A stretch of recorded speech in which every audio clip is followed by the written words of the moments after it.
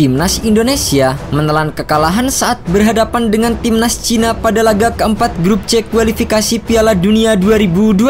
Pada duel ini, pasukan Sintayong kalah dengan skor 1-2. Dua gol yang bersarang di gawang Marten Pas tercipta pada babak pertama. Kedua gol itu dicetak oleh Bahram Abduweyi dan Yuning Zhang. Sedangkan gol balasan skuad Garuda dicetak oleh Tom Haye pada menit ke-87. Pada laga ini, Sintayong membuat satu keputusan penting dengan mencoret Eliano Reinders dari skuad bersama dengan 3 pemain lain. Terlepas dari absennya Eliano, beberapa taktik yang diterapkan Sintayong tidak berjalan sesuai dengan harapan. Selain itu, gaya bermain Cina juga berdampak pada sulitnya Indonesia mengembangkan permainan dan kalah. Dan berikut adalah 5 faktor yang membuat Timnas Indonesia kalah 1-2 dari Cina.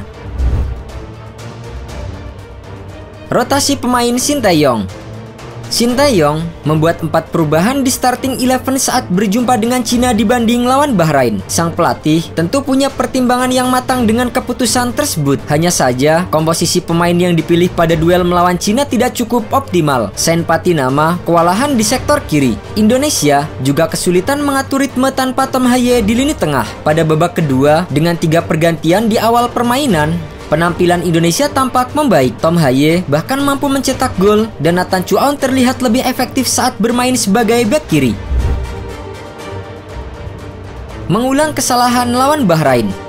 Bahram Abduweyi seharusnya tidak mencetak gol jika pemain Timnas Indonesia lebih fokus lagi. Pada kasus ini, ada kesalahan individu yang dilakukan oleh Sain Patinama. Sain Patinama mengambil resiko terlalu besar saat tidak langsung membuang bola. Lalu, pemain Cina merebutnya dan memberikan umpan pada Bahram Abduweyi yang berdiri bebas di depan gawang. Jika dicermati, terlepas dari tambahan waktu kontroversialnya, ada kesamaan proses antara gol Bahram Abduweyi dan gol kedua Bahrain ke gawang Indonesia. Para pemain Indonesia lengah pada situasi bola mati kedua saat set piece dan membiarkan bola lawan tanpa pengawalan.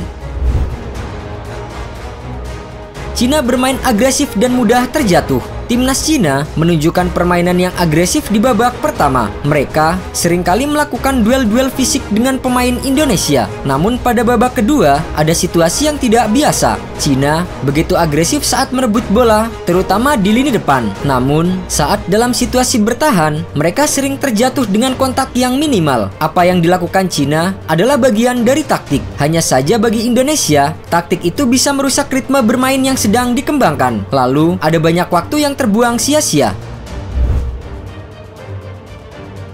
Lini belakang yang rapuh.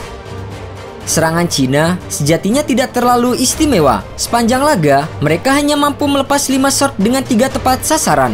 Namun, 2 dari 3 shot itu mampu menjadi gol.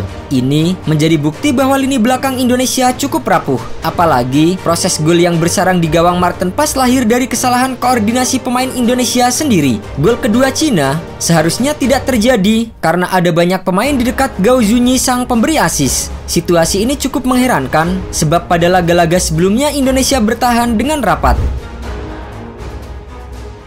Tanpa target man yang kuat. Pada 10 menit akhir laga, terutama saat Pratama Arhan dan Malik Rizaldi bermain, Sintayong menerapkan taktik baru.